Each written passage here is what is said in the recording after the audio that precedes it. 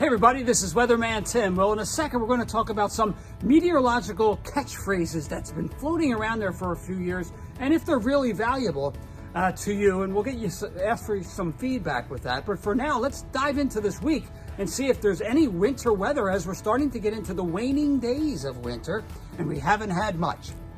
As we start the week, we're going to have some light rain is moving out of the area on Monday morning as a storm system moves south of us.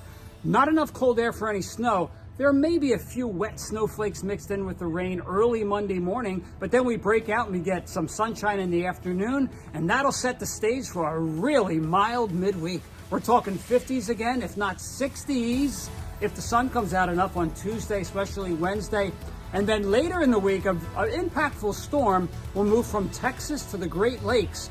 Could cause some severe weather in the Gulf states and the upper Midwest with thunderstorms and maybe even tornadoes and blizzard conditions on the cold side up in the upper plains. So that's where all the storm track has been going to the west of us. So let's talk about this. A couple of weeks ago, there was a meeting at the American Meteorological Society, and there was a kind of a debate about whether or not these terms that the media have been using, like polar vortex and bombogenesis, if they're really productive to the customers like yourself in understanding what the weather's going to be, or do we need more of a sensible approach and just use plain English? So we'll throw that out to you. Any input? Does that help to have these kind of coin phrases, catchphrases to grab your attention, or do we just need to talk about what the weather's going to be?